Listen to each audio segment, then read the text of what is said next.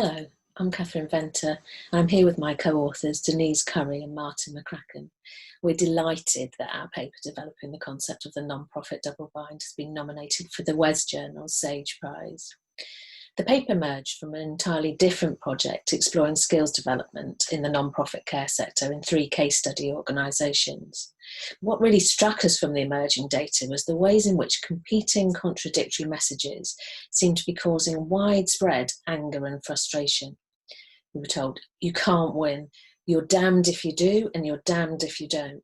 And in some cases there were really dire consequences for the individuals, the organisations, and for the care that was delivered.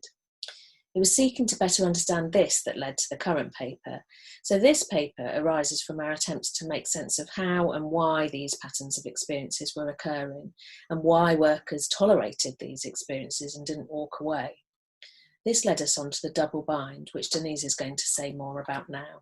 So the double bind originated in the 1950s, and it was developed to explain the psychological processes used to navigate contradictory messages, usually between a parent and child, that left the individual unable to discern an appropriate course of action. And when it occurred, it resulted in negative behavioural outcomes, including paranoia, paralysis of action, withdrawal, or lack of independent thinking.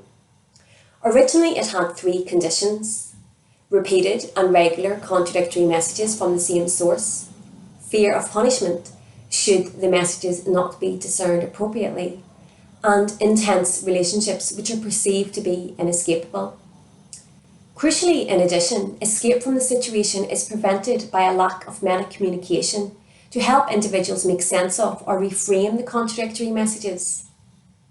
Now, double bind theory is not often applied to the workplace, as it is suggested that employment relationships are not intense enough to be deemed inescapable. However, drawing from the data that emerged in our study, we argue that within the non-profit care sector, intense relationships are prevalent through the formation of strong identities based on relationships and the worker's high commitment.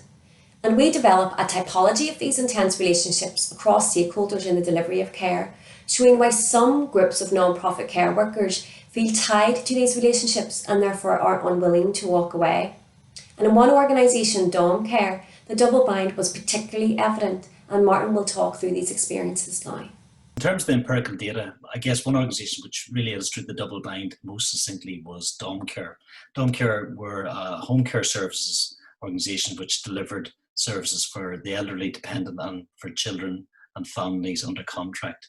What summed up the care worker perception within Dom Care was this idea of we couldn't win. There was very much this illustration of the organisational care workers who we interviewed and we held focus groups with, coming up with this idea very much that they were frustrated and found themselves in very contrary situations. 2 quotes, I guess, sum that up very well, and those are currently on the screen. So we would get warnings if we would do anything wrong, and I'm not saying doing it wrong.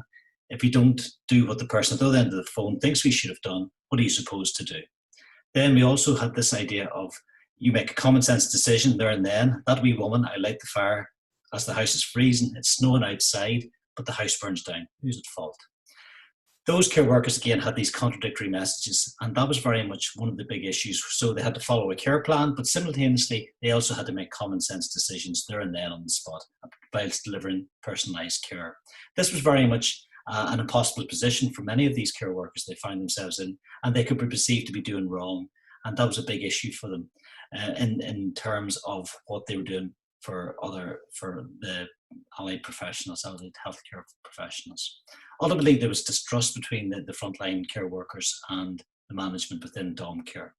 They were angry, frustrated, and very much overwhelmed. That was one of the big issues we found. The big issue for us was why did they not walk away from this? And again, that was where the double bind comes in the non-profit sector.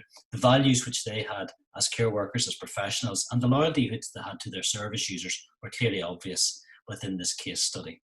In terms of the other 2 case studies, again, what we found was that whilst there was a double bind and there was frustration and there was feelings of being overwhelmed, what was different there was a different culture in terms of the management and the leadership and the communication, which very much helped those care workers to negotiate the double bind in a different way. So our conceptualisation of a non-profit double bind enabled us to embed the psychological concept in a much more socially contexted way, and that we found could be really usefully applied to making sense of employment experiences in the sector. But it's really important to note that even in our case study, organisations that were more successful at reframing contradictions and so avoiding the most dire consequences of the double bind, tensions were not reconciled.